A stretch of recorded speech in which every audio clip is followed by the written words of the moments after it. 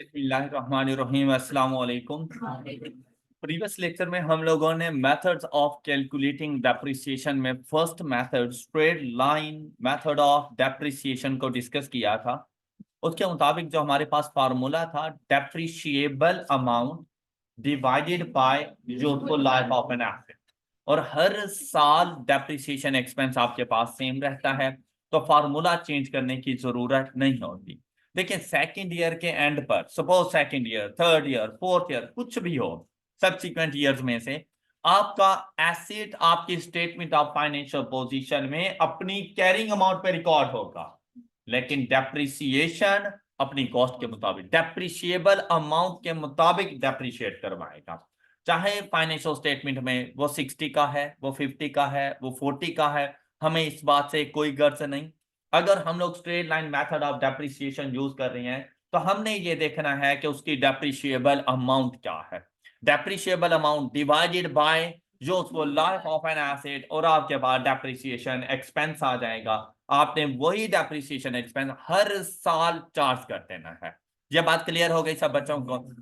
अच्छा, अब इसके अंदर अगर आप लोग देखें ना, तो एक ऑल्टरनेटिव अप्रोच गिवन है।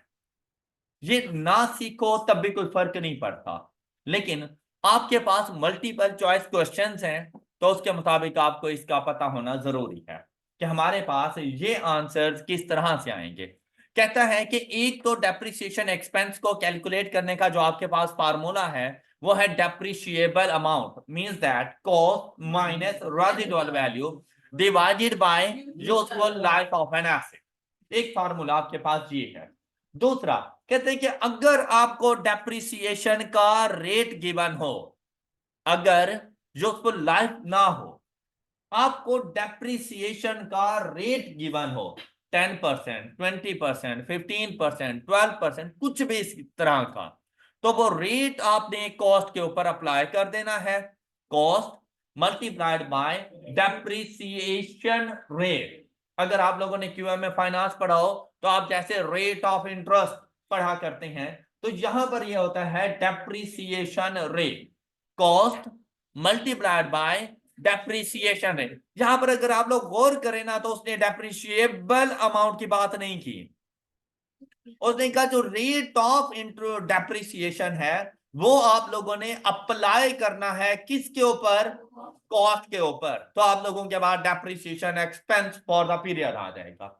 लेकिन ये रेट आपने कैलकुलेट कैसे करना है, ये एमसीक्यूज आपके पास आ सकता है कि depreciation rate for straight line method of depreciation is, और उस रेट को कैसे कैलकुलेट करेंगे?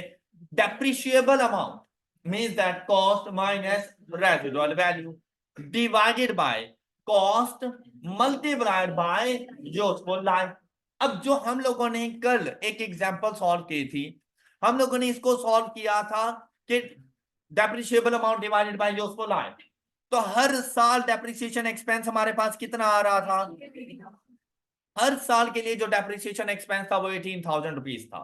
अगर मैं इसको जाके कैलकुलेट करूं ऑल्टरनेटिव वे, तो पहले मुझे डेप्रिसिएशन रेट फाइंड करना पड़ेगा। डेप्रिसिएशन रेट फाइंड करने के लिए आप देखिए, कॉस्ट ऑफ एसेट कितनी?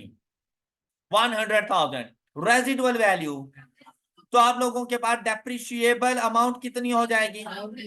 90,000 divided by cost multiplied by useful life of an asset, और परसेंटेज का साइन लगाने के लिए मल्टीप्लाइड बाय 100। ये जरा कैलकुलेट करें, आपके पास आंसर आ जाएगा। Depreciation rate is 18%। अब आप लोगों के पास ये ऑल्टरनेटिव मेथड था कि आप अपनी कॉस्ट का 18% फाइंड करें। देखिए, कॉस्ट का 18% कितना आ रहा है? 18,000 rupees. 100,000 multiplied by 18% is equal to 18,000 rupees. तो देखो, हर साल 18,000 ही हम लोग चार्ज कर रहे हैं। तो उसने यहां पर बिल्कुल ऐसा ही किया कि पहले उसने रेट फाइंड किया और उस रेट को कॉस्ट के ऊपर अप्लाई किया, तो आपके पास हर साल का डेप्रिसिएशन एक्सपेंस आ गया।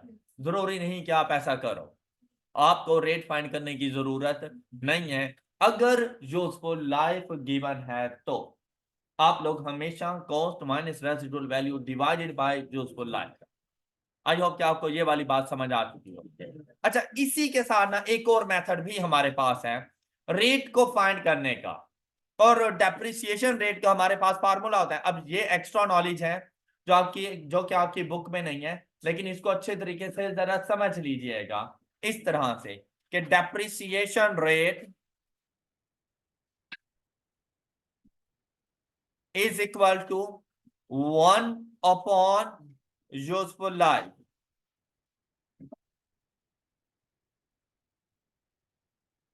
1 upon useful life and multiplied by 100। ये मल्टीप्लाइड बाय 100 होता है रेट को परसेंटेज में कन्वर्ट करने के लिए। अब यहां पे देखें यूजफुल लाइफ कितनी थी हमारे पास, 5 years, तो 1/5 and multiplied by 100. The answer is 20%. Depreciation rate is 20%. ये एक सेकंड फार्मूला था। लेकिन अब यहां पर देखें तो बेटा यहां पर सेम क्वेश्चन का डेप्रिसिएशन रेट क्या था, यहां पर सेम क्वेश्चन का डेप्रिसिएशन रेट क्या है।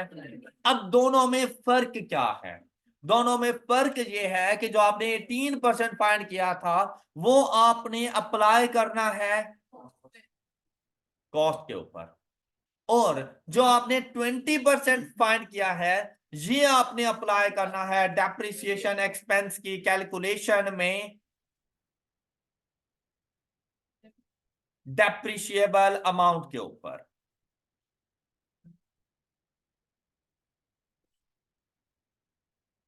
Depreciable amount multiplied by depreciation rate. अगर कॉस्ट के ऊपर अप्लाई करना हो तो आपके पास फार्मूला आएगा depreciable amount divided by cost multiplied by useful life. अगर डेप्रिशिएबल अमाउंट के ऊपर फाइंड करना हो तो आपके पास फार्मूला होगा 1 upon useful life multiplied by 100। अब देखें आपकी इस क्वेश्चन में डेप्रिशिएबल अमाउंट कितनी है, अब 90,000 का जरा 20% फाइंड करें तो देखो पहले भी तो 18,000 ही आ रहा था। ये डिफरेंस है इन चीजों के अंदर। आई होप कि आपको मेरी बात समझ आ चुकी होगी।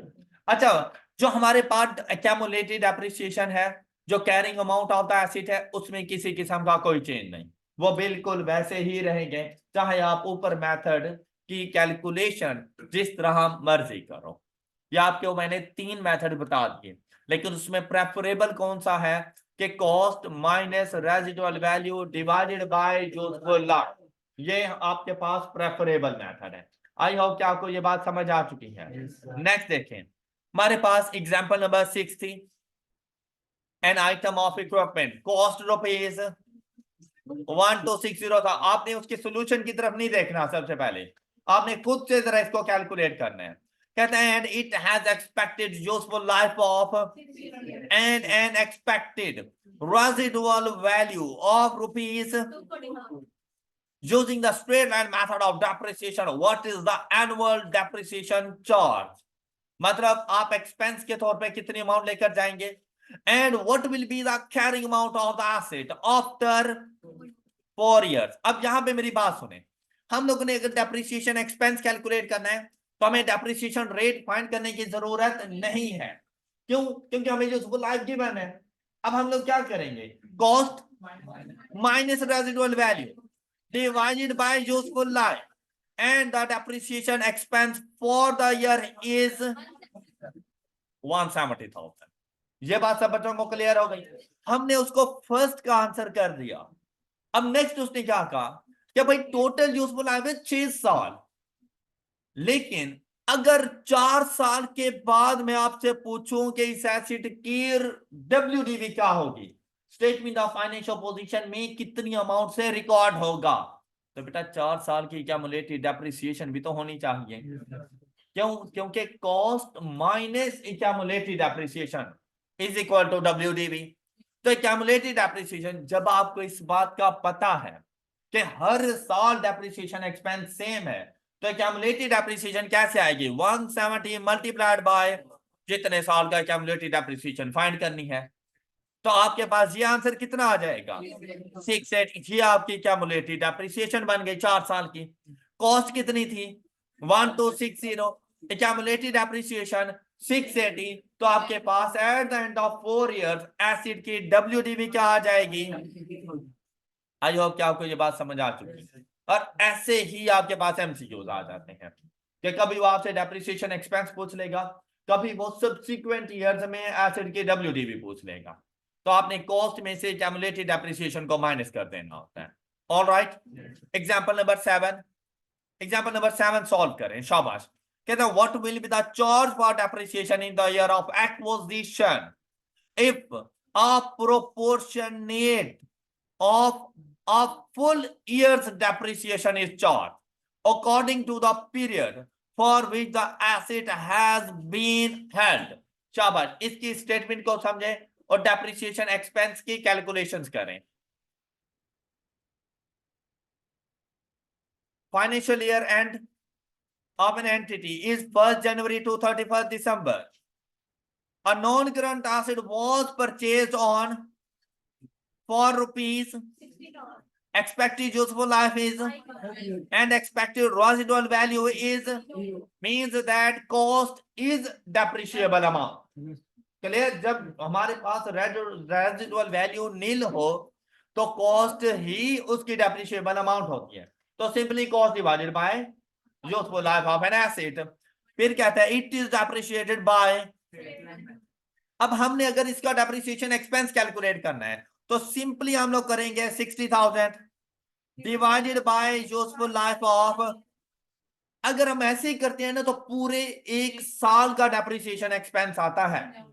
ऑल राइट, लेकिन जहां पर आप लोगों ने एक बात का ख्याल रखना है, पहले जितनी भी हमारे पास क्वेश्चन थे वो हम लोग 1 जनवरी को न्यू एसेट परचेज किया करते थे, वो पूरा साल हमारे पास रहते थे, तो टाइम फ्रैक्शन लगाने की जरूरत नहीं होती थी। लेकिन अगर कोई भी एसेट आप लोग mid of the year purchase करते हैं तो from the date of purchase to the accounting year end date तक आपने उसको डेप्रिशिएट करना होता है। अब जब ये एसिड आपके पास 1 मई को आया तो बेटा आप पूरे साल का डेप्रिसिएशन एक्सपेंस कैसे चार्ज कर सकते हैं। तो आपने 1 मई से 31 दिसंबर तक चलना है। तो 1 मई से 31 दिसंबर तक कितना टाइम ड्यूरेशन, तो अब इसके साथ मल्टीप्लाइड बाय टाइम फैक्टर। और अगर आपके पास मंथ्स में है आपने मल्टीप्लाइड बाय 8 नहीं कर देना। अगर आपने इसको मल्टीप्लाइड बाय 8 किया तो ये 8 साल की डेप्रिसिएशन हो जानी है। क्लियर, तो मंथ्स को ईयर्स में कन्वर्ट करने के लिए डिवाइडेड बाय 12। अब देखिए आपके पास आंसर आ जाएगा। तो आप लोग 1st ईयर का डेप्रिसिएशन एक्सपेंस कितना चार्ज करेंगे 8,000। और इसके बाद 1st ईयर के एंड में आपके एसिड की वैल्यू WDV क्या रिकॉर्ड करेंगे हम लोग स्टेटमेंट ऑफ फाइनेंशियल पोजीशन के अंदर 52,000। ये बात क्लियर हो गई, कोई इशू यहां तक। ये देखें इसका आंसर कहता है 8,000 रुपीज इसका डेप्रिसिएशन एक्सपेंस होगा। ये बात क्लियर। अच्छा, अगर मैं आपसे पूछूं कि नेक्स्ट ईयर 2nd ईयर इस एसिड का डेप्रिसिएशन एक्सपेंस और WDV बताएं तो आप लोग क्या आंसर करेंगे मुझे। Next year depreciation expense and WDV of an asset, तो आप मुझे क्या आंसर करेंगे भाई। अब डेप्रिसिएशन एक्सपेंस के लिए टाइम फैक्टर लगाने की जरूरत नहीं है क्योंकि अगला साल तो पूरा साल वो यूटिलाइज हुआ तो फुल ईयर डेप्रिसिएशन आएगी और फुल ईयर डेप्रिसिएशन आपके पास आ जानी है। और अब देखिए इसकी क्यूमुलेटिव डेप्रिसिएशन क्या बन जाएगी 20,000, 8,000 फर्स्ट ईयर का, 12,000 करंट ईयर का, टोटल 20,000। और उसकी WDV क्या बनेगी 60 में से 20 गए तो 40,000 उस एसेट की WDV होगी। एनी इशू, बस आप लोगों को डेप्रिसिएशन का टॉपिक बहुत अच्छे से समझ आ रहा है। और आप जब देखेंगे आपके MCQ सेम यही चीजें ही आपसे बार बार पूछी गई। क्लियर, जहां पर अब एक नया कॉन्सेप्ट सीखने को मिला कि आप लोगों ने हर साल फुल ईयर डेप्रिसिएशन चार्ज नहीं करनी।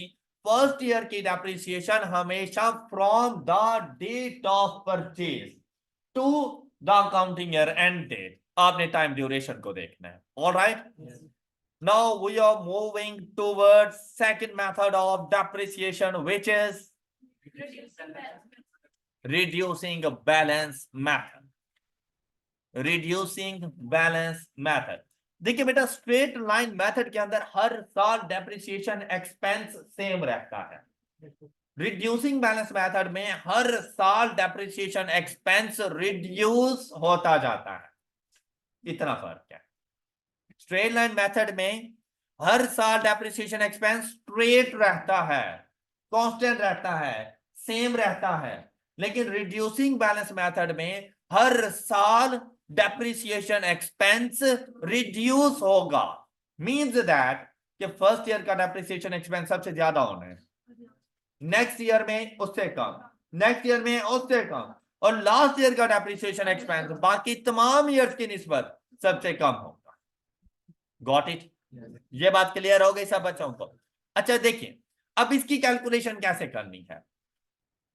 In this method the annual depreciation charge is a fixed amount, नहीं परसेंटेज फिक्स है। मींस दैट कि अब आपने वो परसेंटेज पहले कैलकुलेट करनी है कि भाई मैंने डेप्रिसिएशन एक्सपेंस कितने परसेंट चार्ज करना है, वो परसेंटेज पहले, मतलब डेप्रिसिएशन रेट वो आपने सेम रखना है इन टर्म्स ऑफ परसेंटेज, वो सेम रहेगा, लेकिन अमाउंट सेम नहीं है। क्योंकि बेटा 100 का 20% 20 है, लेकिन 80 का 20% 20 नहीं होता। अब कहने को तो दोनों का 20% है, लेकिन 100 का 20% 20, लेकिन 80 का 20% 16 है। क्या वैल्यू कम नहीं हो गई?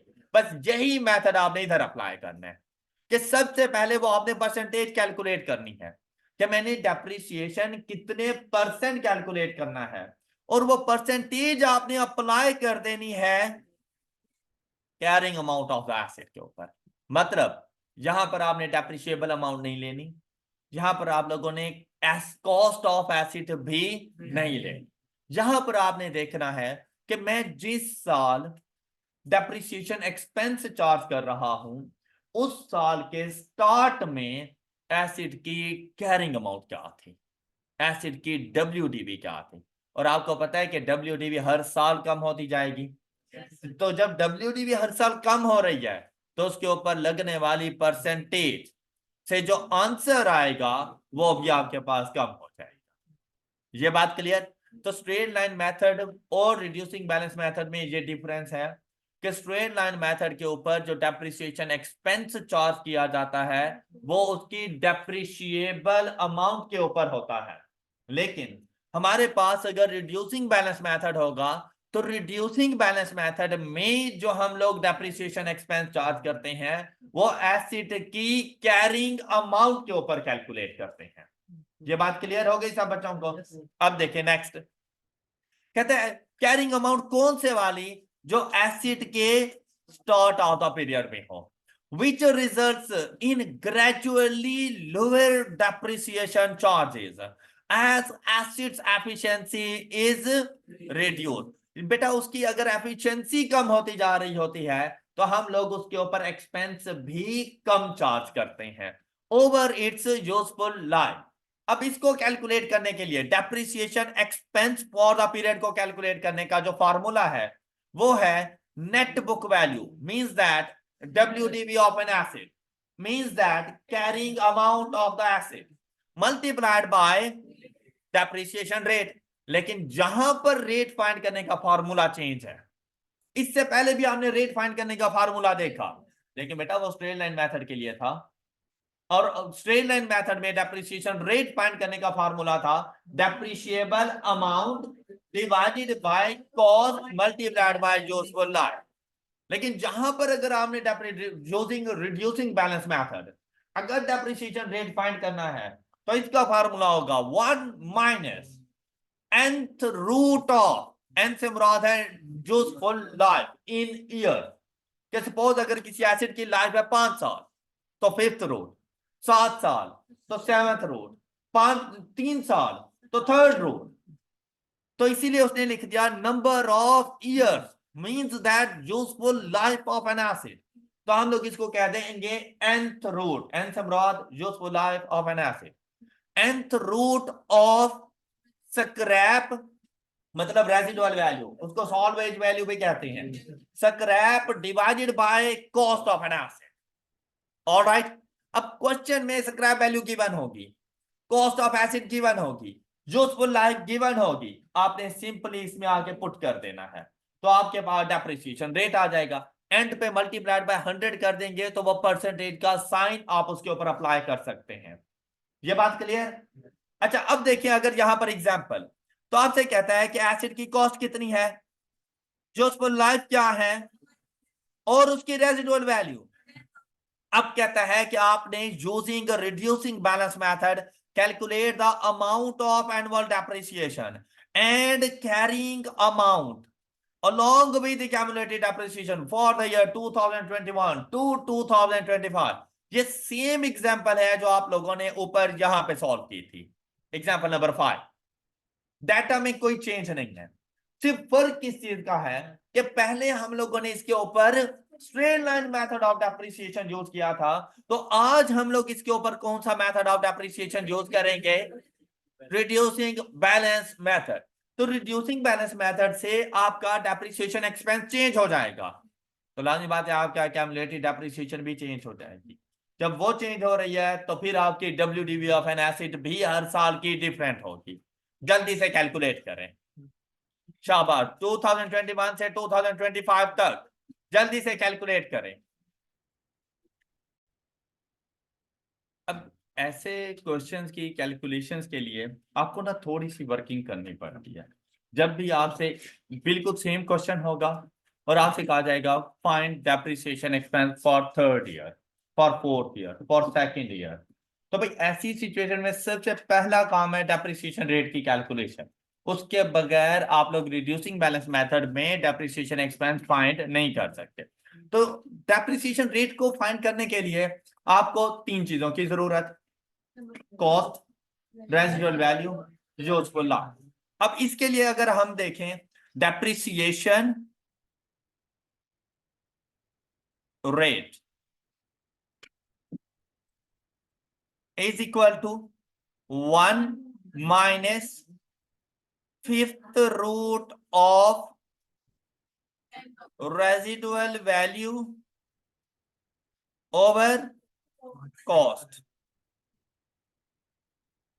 और इसके सारा आंसर जो भी आएगा उसको मल्टीप्लाइड बाय 100 हम लोग कर देंगे in terms of percentage is equal to.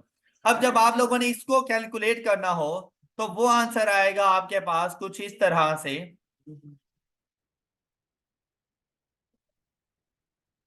1 minus, अब इस बात का ख्याल रखना है कि 5 और ये नहीं कर देना, तो ये आंसर गलत हो जाना है आप लोगों का, कि अगर आप लोग 5 लिखेंगे फिर अंडर रूट की और फिर यह फ्रैक्शन, तो ये आंसर आपका गलत है। यहां पर फिफ्थ रूट से मुराद है कि 1 माइनस, उसके बाद आप लोगों ने आकर ये जो पावर की है इसके ऊपर देखें, तो शिफ्ट और पावर की ये यहां पर आपने आके फिफ्थ लिखना है, और फिर आपके पास यहां के फ्रैक्शन ऑन करें और फिर लिखें इसको 10,000 divided by 100,000 is equal to, and multiplied by 100, and the answer is 36.9%। क्या कुछ ये बात समझ आ गई? अच्छा, अब देखिए हम लोगों ने इनके डेप्रिसिएशन एक्सपेंस कैसे फाइंड करनी है। तो फर्स्ट ईयर यहां पर हम लोग लिखेंगे अपने पास नंबर ऑफ ईयर्स, जैसे कि first year, second, third, fourth. अच्छा, ये जरूरी नहीं कि तमाम ईयर्स के लिए आपसे बाद में क्वेश्चन करेगा, ऐसा जरूरी नहीं है, लेकिन वो आपसे पूछ सकता है कि थर्ड ईयर का डेप्रिसिएशन एक्सपेंस, थर्ड ईयर के एंड पर एसिड की यूजफुल लाइफ क्या, सॉरी, थर्ड ईयर के एंड पर एसिड की कैरिंग अमाउंट क्या होगी, ये बातें आपसे जरूर पूछ सकता है। अब जब आप लोग फर्स्ट ईयर के अंदर जाएंगे तो आप लोगों ने देखना होता है सबसे पहली चीज depreciation expense, accumulated depreciation and WDV of an asset। अब at the start of the year मेरे पास बेटा WDV ऑफ एन एसिड उसकी कॉस्ट के बराबर है। क्यों? फर्स्ट ईयर में अभी तक वो डेप्रिशिएट ही नहीं हुआ, तो फिर उसकी कॉस्ट ही उसकी कैरिंग अमाउंट कहलाती है। तो फर्स्ट ईयर का जो आप लोगों ने डेप्रिसिएशन रेट अप्लाई करना होता है वो कॉस्ट के ऊपर अप्लाई होता है, जबकि उसके बाद सब्सिक्वेंट ईयर्स के लिए आप लोगों ने WDV ऑफ एन एसिड को आगे लेके चलना होता है। ये बात क्लियर हो गई? अब देखिए फर्स्ट ईयर के लिए उसकी कॉस्ट क्या थी? 100,000। 100,000 का 36.9%। तो ये देखें ये अमाउंट आपके पास कितनी आ जाएगी? क्लियर? तो एक्यूमुलेटेड डेप्रिसिएशन भी तो यही होगी 36। तो कॉस्ट 100 में से ये एक्यूमुलेटेड डेप्रिसिएशन माइनस करें 36,900, तो आपके पास कैरिंग अमाउंट क्या आ जानी है? आई होप कि आपको ये बात समझ आ गई है। अच्छा, नेक्स्ट ईयर के लिए जो आप लोगों ने डेप्रिसिएशन एक्सपेंस कैलकुलेट करना है एट अ रेट ऑफ 36.9%, वो आप अप्लाई करेंगे 63,100, और ये वैल्यू आपके पास आ रही है 23,284।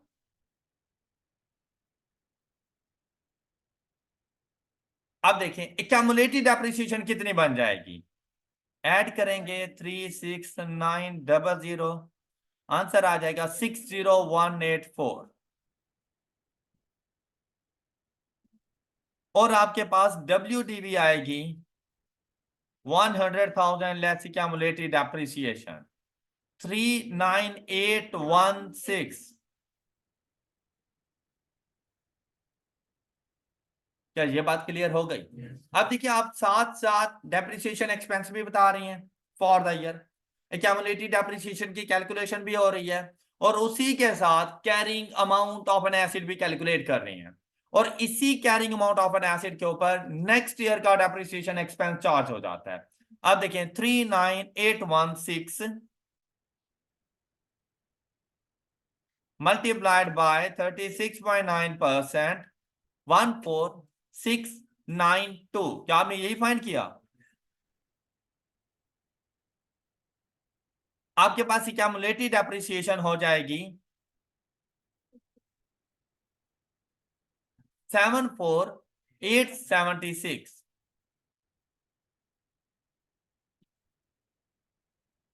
100,000 में से इसको लेस कर दें तो WDV आपके पास आएगी 25,124।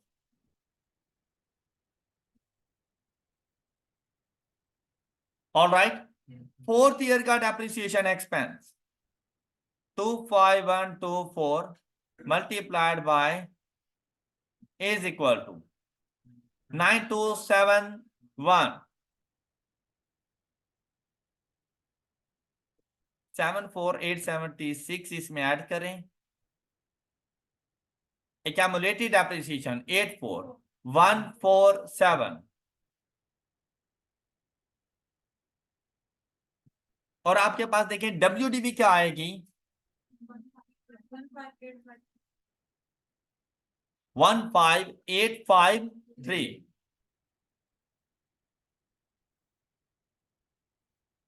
ये स्ट्रेट लाइन मेथड की निस्बत थोड़ा सा कॉम्प्लिकेटेड है कि इसमें आपको वर्किंग ज्यादा करनी पड़ती है। स्ट्रेट लाइन में डेप्रिसिएशन एक्सपेंस तो आप हर साल का सेम लिख देते थे, तो वहां पर आपको वर्किंग कम करनी पड़ती थी, लेकिन यहां पर हर अगला साल पिछले साल के ऊपर डिपेंडेंट होता है कि भाई वो बताएगा कि वो उसकी WDV क्या है, तो उसके ऊपर डेप्रिसिएशन एक्सपेंस आएगा। अब लास्ट ईयर आपके पास आया 15,853 मल्टीप्लाइड बाय 36.9%, 5,849 मतलब 5,850, और राउंड ऑफ करके ना हम इसको 5,853 कर देते हैं। अभी मैं आपको इसकी रीजन बताता हूं कि मैंने ऐसा क्यों किया। अब यहां पर इसकी एक्यूमुलेटेड डेप्रिसिएशन देखें 5,853। ये सिर्फ आपने देखा कि जब आप लोग डेप्रिसिएशन रेट फाइंड कर रहे थे तो एग्जैक्ट 9 नहीं था, 90 समथिंग था, जिसको हम लोगों ने स्किप कर दिया था। उसकी वजह से थोड़ी सी डेविएशन आती है, थोड़ा बहुत 1 रुपए 2 रुपए 3 रुपए का डिफरेंस हर डेप्रिसिएशन एक्सपेंस में चल रहा होता है। तो वो एक्यूमुलेट होकर एंड पे कोई 3-4 रुपए का डिफरेंस आ गया, और उस सारे को मैंने लास्ट ईयर की डेप्रिसिएशन में फेंक दिया। अब जैसे ही मैं इसमें ऐड करूंगा 84147, तो ये देखें ये एक्यूमुलेटिव डेप्रिसिएशन कितनी हो जाएगी, 90,000। ऑल राइट, और यहां से आपके पास वैल्यू आ जाएगी। अच्छा, अब ऐसा मैंने, अगर मैं इसको इस तरह से राउंड ऑफ ना करता तो बेटा एग्जैक्ट मुझे 90,000 नहीं मिलना था, इससे थोड़ी सी कम अमाउंट मिल रही थी, मतलब 89,997 रुपीज मिल रहे थे। और यहां पर भी बिल्कुल ऐसे ही था, मुझे एग्जैक्ट 10,000 ना मिलता, वो 10,003 रुपीज आ जाता। ये बात समझ आ गई? आप लोगों ने क्या कहा था स्टार्ट ऑफ द क्वेश्चन में कि 5 साल के बाद एसिड की रेजिडुअल वैल्यू क्या होगी? तो बेटा 5 साल के बाद उसकी WDV उसकी रेजिडुअल वैल्यू के इक्वल होनी चाहिए, इसीलिए मैंने वहां पे 10,000 लिखा, पूरा किया उसको। फिर दूसरी बात आपने क्या कही थी कि 1 लाख का एसिड है, 10,000 रुपीज उसकी रेजिडुअल वैल्यू है, तो आप उसे क्या कह रहे हैं कि पूरे 5 साल के अंदर वो एसिड टोटल कितना डेप्रिशिएट होगा, डेप्रिशिएबल अमाउंट के इक्वल आएगी, accumulated depreciation of the last year. और ये दोनों रूल्स मैंने आपको प्रीवियस लेक्चर में लिखा दिए थे, ऐसे ही था ना? अच्छा, अब अगर आप लोग इस डेप्रिसिएशन एक्सपेंस सारे को ऐड करेंगे ना, तो ये आपके पास आपकी डेप्रिशिएबल अमाउंट के इक्वल होगा कि 5 साल के अंदर हमारा एसेट इन टोटल 90,000 रुपीज से डेप्रिशिएट हुआ। भाई यही तो इकट्ठा करके आपने यहाँ पे लिखा हुआ है 90,000। ये बात क्लियर हो गई? अच्छा, यहां पे सुने, ये जो WDV हम लोग फाइंड करते हैं ना, हमारे पास WDV का क्या फार्मूला होता है, cost minus accumulated appreciation, am I right? और हम लोग ऐसा ही करते रहे, ऐसा ही है। अच्छा, एक और बात सुन लीजिएगा, यहां पर इस कैलकुलेशन में तो किसी को कोई इशू नहीं है ना, सबको क्लियर? ये आपके पास फर्स्ट एंड बेसिक मेथड है, कॉस्ट माइनस एक्यूमुलेटेड एप्रिसिएशन, लेकिन ये the one and only method नहीं है। अब दूसरा मेथड देखो कि जरूरी नहीं आप कॉस्ट में से एक्यूमुलेटेड एप्रिसिएशन एक्सपेंस को माइनस करो। फ्यूचर में ऐसा हो सकता है कि आपको ना कॉस्ट का पता हो ना आपको एक्यूमुलेटेड एप्रिसिएशन का पता हो। आपको अगर ओपनिंग WDV बता दी जाए तब भी आप लोग उसकी क्लोजिंग WDV फाइंड कर सकते हैं कि भाई आप लोगों ने क्लोजिंग WDV में से इस 63,100 का तो पता चल गया ना, वन फर्स्ट ईयर था 100,000 लेस 36,900, आपके पास ये वैल्यू आ गई थी। अगर आप लोग ओपनिंग WDV में से अगले साल का डेप्रिसिएशन एक्सपेंस माइनस कर दो तो भी आपके पास WDV आ जाती है। WDV में से डेप्रिसिएशन एक्सपेंस माइनस करोगे तो आपके पास क्लोजिंग WDV आ जाती है। बस अब इस 39,816 को फाइंड करने के दो मेथड्स थे। पहला मेथड जो आप लोगों ने अप्लाई किया, ये देखें कि आप लोगों ने कॉस्ट ली, उसमें से माइनस कर दी एक्यूमुलेटेड डेप्रिसिएशन 60184, तो आंसर क्या आ गया? तो दूसरा मेथड मैं आपको बता रहा हूं कि आप लोगों ने 63,100 WDV लेनी है, इसमें से for the year depreciation expense minus करना है, और वो कितना था 23,284, तो देखो 39,816। ऑल राइट, ये बात समझ आ गई? ये सेकंड मेथड था WDV को फाइंड करने का। कॉस्ट में से एक्यूमुलेटेड डेप्रिसिएशन माइनस करो या WDV में से डेप्रिसिएशन एक्सपेंस माइनस करो। Got it? बात क्लियर है सब बच्चों को? अच्छा, नेक्स्ट देखें। अब आपको इस एग्जांपल के आंसर की समझ आ चुकी है यहां तक। अब नेक्स्ट देखें, कहता है a non current asset cost of rupees 64,000, it is depreciated by at the rate of, अब देखिए उसने रेट खुद बता दिया। फिर क्या कहता है, what is the annual depreciation charge in year 1, 2 and, चले जल्दी से जरा चार्ज करके बताएं। Depreciation expense for the year 1, 2 and 3। Solution देखे बगैर जरा जल्दी से कैलकुलेट करें इसको। तो अब ये वाली एग्जांपल आपके लिए बहुत सिंपल सी थी। तो ये देखिए, आप लोगों ने स्टार्ट में 64,000 मल्टीप्लाइड बाय 25%, 16,000।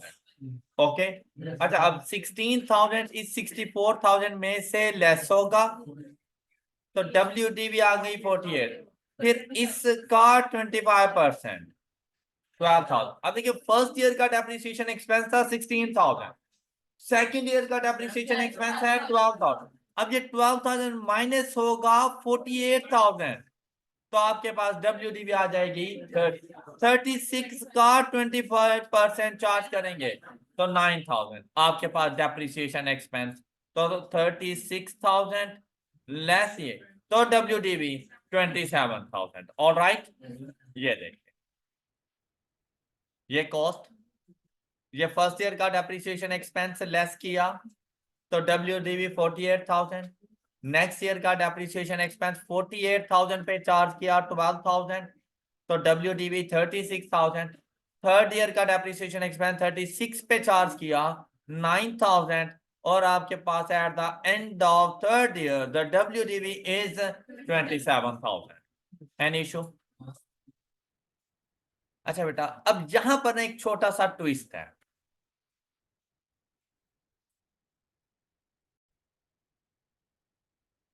हर क्वेश्चन में आपको एसिड्स की रेजिडुअल वैल्यू नहीं गिवन होती। अभी आपने स्टूडेंट मेथड में भी एक क्वेश्चन सॉल्व किया था जिसमें आपको बताया गया था द रेजिडुअल वैल्यू इज नील, और अगर वही सिचुएशन इस क्वेश्चन में आ जाए रिड्यूसिंग बैलेंस मेथड में और आपने डेप्रिसिएशन रेट फाइंड करना हो, तो फिर तो आपको न्यूमरेटर जाके 0 लिखना पड़ेगा यहां पर। तो जैसे ही 0 divided by something is equal to 0, तो 0 का अंडर रूट nth रूट कोई भी लो तो आंसर 0। तो 1 मल्टीप्लाइड बाय 100, मतलब पहले ही साथ सारी की सारा डेप्रिशिएट कर दूं, फिर तो आप लोगों के बाद डेप्रिसिएशन रेट ही नहीं आना। तो ये बात हमेशा याद रखिएगा कि जब भी रिड्यूसिंग बैलेंस मेथड अप्लाई करें और आपको रेजिडुअल वैल्यू गिवन ना हो, तो आपने ऐसी सिचुएशन में डेप्रिसिएशन रेट फाइंड करने के लिए रेजिडुअल वैल्यू को 1 रुपी कंसीडर करना है। अब आप लोगों ने जाके डेप्रिसिएशन रेट फाइंड कर देना है, तो आपने उसको 0 नहीं कंसीडर करना, आपने उसको 1 रुपी जाके कंसीडर करना है। ऑलराइट, ये बात समझ आ गई सब बच्चों को? अब जैसे कि यहां पर आपके पास एक क्वेश्चन था जिसमें आपके पास रेजिडुअल वैल्यू 0 थी। सेम इस क्वेश्चन को आप लोग मुझे सॉल्व करके दो using reducing balance method. Example number 7 आपने सॉल्व करनी है यूजिंग रिड्यूसिंग बैलेंस मेथड। जल्दी करें, सबसे पहले तमाम बच्चे डेप्रिसिएशन रेट कैलकुलेट करें। अब यहां पर अगर हम लोग वैसे डेप्रिसिएशन रेट की बात करें, इस क्वेश्चन में गिवन नहीं था, ये सिर्फ एक किस्म का आपका टेस्ट था कि आप डेप्रिसिएशन रेट को कैसे कैलकुलेट करेंगे। वो इस तरह से हमारे पास आएगा कि 1 माइनस, फिर आपने इस तरह यूजफुल लाइफ हमारे पास क्या थी इसकी 5 इयर्स, और वो हमें गिवन थी क्वेश्चन में यहां पर 5 इयर्स। तो ये आपने लिखना था 5, उसके बाद रेजिडुअल वैल्यू 0 थी, तो आपने 1/60,000 ये आंसर मल्टीप्लाइड बाय 100, तो आपके पास आंसर आ जाता है 88.92%। आपने डेप्रिसिएशन रेट ये कैलकुलेट करना था। इट मींस दैट अप्रोक्सीमेट कोई 100% ही पहले ही साल आप डेप्रिशिएट करने जा रहे हो, फर्स्ट ईयर में ही सबसे हैवी डेप्रिसिएशन एक्सपेंस कैलकुलेट हो जाएगा, तो कमिंग ईयर्स में डेप्रिसिएशन एक्सपेंस ना होने के बराबर है। ओके, तो ऐसी सिचुएशन में ना जब रेजिडुअल वैल्यू 0 हो तो आपको खुद कुछ ना कुछ डेप्रिसिएशन रेट बता देगा कि आपने डेप्रिसिएशन रेट 20% चार्ज करना है, 25% चार्ज करना है, 30% चार्ज करना है। इस किस्म की कोई ना कोई बात आपको कर देता है। यहाँ पर सिखाने का मकसद सिर्फ ये था कि अगर ना गिवन हो तो आपने ऐसे कैलकुलेट करना है। फिर जो मेथड हमने यहाँ पर देखा ना कि एसिड हमने परचेज किया फर्स्ट में को, बेटा इसको अकाउंट फॉर करना था। कि चले अगर मैं इसी का ही डेप्रिसिएशन रेट लेके चलूं तो मैं यहाँ पे करता फर्स्ट ईयर के लिए 60,000 मल्टीप्लाइड बाय 0.8892 मल्टीप्लाइड बाय 8/12, तो ये डेप्रिसिएशन एक्सपेंस में चार्ज करता फर्स्ट ईयर के लिए 35,568। ऑलराइट, अच्छा थोड़ी बहुत डेविएशन हो सकती है क्योंकि मैंने 9.2 साथ में लिख दिया, आपने 9 लिखा होगा, तो वो डेविएशन आ सकती है इधर। क्या आपको ये सारी बातें समझ आ चुकी हैं? तो भाई चाहे रिड्यूसिंग बैलेंस मेथड हो चाहे स्ट्रेट लाइन मेथड हो, फर्स्ट ईयर का डेप्रिसिएशन एक्सपेंस आपने टाइम प्रोपोर्शनेट बेसिस के मुताबिक कैलकुलेट करना है। तो अब तक आप लोगों ने डेप्रिसिएशन मेथड में straight line method and reducing balance methods को आई होप कि अच्छे तरीके से समझ लिया है। इंशाल्लाह नेक्स्ट लेक्चर में हम लोगों ने units of production method and sum of your digit method की डिस्कशन करनी है। That's all for today. अपना ख्याल रखिएगा। अल्लाह हाफिज।